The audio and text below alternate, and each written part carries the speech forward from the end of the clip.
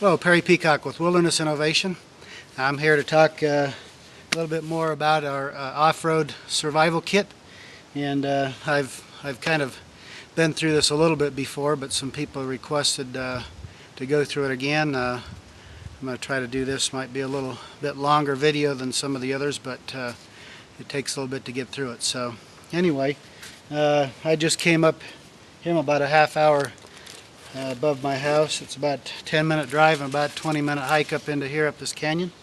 And I brought my JanSport day pack that I normally just carry that with me if I'm out just hiking about or whatever. And I usually clip my off-road kit onto the handle or onto the straps and just carry it with me, or I could shove it down inside of there, but whatever, I just do whatever I feel like at the time.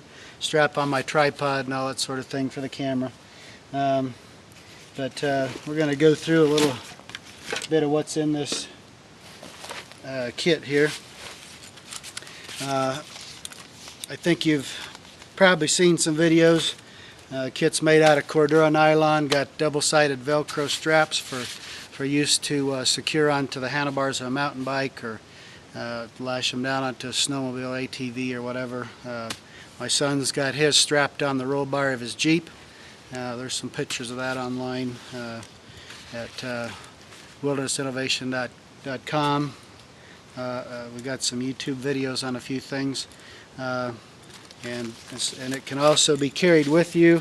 Like, I can clip it on my pack, or this is not included, but we can add an optional shoulder strap, and you can carry the kit just like this, hike around with it. It's great. I love it. I come up in these hills pretty much every morning, hiking around for some exercise and just scout around and all that sort of thing, practice a few things. And typically this is all I bring with me, other than clip my camera to this carabiner here, and I'm good to go. I love this. I love this thing on a shoulder carry mode. It's great. But you can unclip the shoulder strap and just hook it with a carabiner. It's also got a carry handle. All that stuff's all built in. Good heavy duty fabric. Let me get right into what's in the kit here. One of the first things in the kit is this is the fire starting kit, and it's the same method that I've used since the early 80s. And I favor using the magnesium bar, and I like to use I prefer magnesium bars made by Doane Manufacturing. They're the original ones that made these things for the military.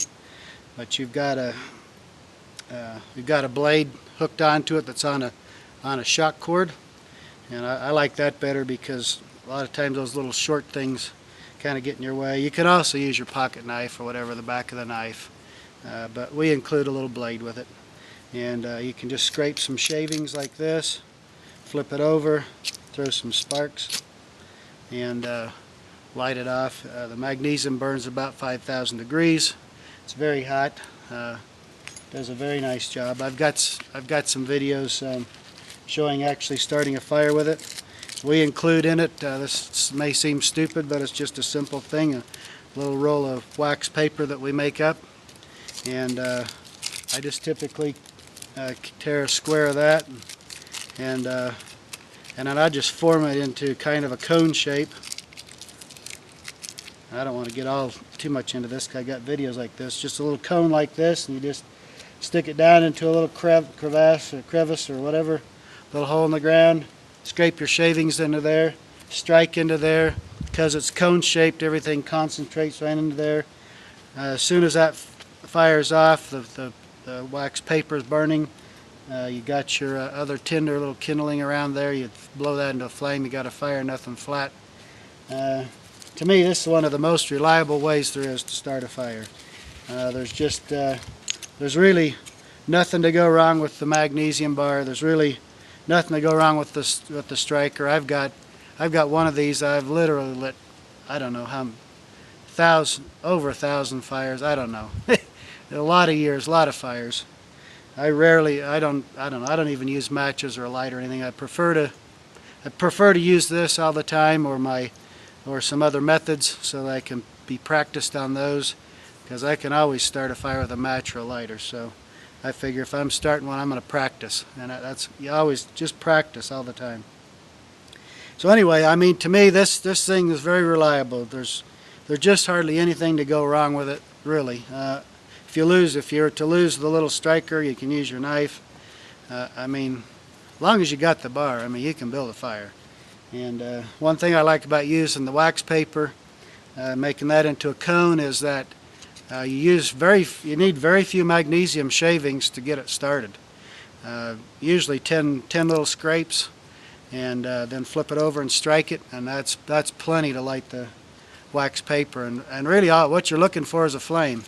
If you've got everything else on your fire ready all together, your other tinder and kindling and your small wood and everything all laid out, if you got a flame, you got a fire, and that's what this is for. And it works every time if you do it right. You just do it the way you're supposed to, it will work. So I like that. I've got a blast match, and I've got some of that stuff too, and I like those. I don't have anything against those. They work well also. I just favor this. If I'm going to carry one thing, I like to carry that. The other thing I carry is a little, in the kit's, a little baggie full of rope coated in a wax formulation. And if I'm in a situation where I need a little more time to get something lit off, then I'll get a flame going. I'll just stick that in there, get the wax cord burning, and then I got 5, maybe 10 minutes of time with a flame to get something going. So, it's just a little backup. So, anyway, so I like that. That's a nice part of the kit. Has a D-ring on it. Has you can stick it on your belt. Heavy-duty Cordura case, all well made in the United States. And then I used my Nalgene bottle. I had been using this particular bottle by Nalgene. The people that make the GSI that makes the Glacier cup has retooled their cup, and it's now slightly smaller. The only cups that fit in this anymore are the ones made in China. So, and that's all right too, I guess. But but I like the cup, and it's handy, and it works well in this kit, so I keep using it. So what I've changed for now to Nalgene's high density polyethylene bottle. I've used those. That's when I first got introduced to Nalgene years ago. Back when I worked at Easton Aluminum, we used a lot of Nalgene products in the chemical lab, and they just got some bulletproof stuff. And that the polyethylene bottle is that thing is good to 148 below zero up to about 250 degrees. So I mean, it's got plenty of range. You can throw the thing all over the place, step on it, beat it around. I mean, the thing's about unbreakable. So whether you use this bottle or the other one, they both are very durable, very well made, and you're not going to break it. If you break it, send it back to me. I'll give you another one. I'm pretty confident in them. Also in the kit, I've got. Let me get this bottle out of the way here. What I did is, I hate to have a gazillion loose things in a kit. I'll try to start pulling these out so you can kind of see them. What we've done here is we've made some tabs that go in the bottle, and the tabs contain your loose items. Like I've got some first aid items, some medicated pads for cuts, some cream, antibiotic creams, moleskin. I even shoved my GSI spork in there too, just to have it out of the way. I don't really need it in a survival kit so much, but other thing, we've got ibuprofen in here. We've got triple antibiotics.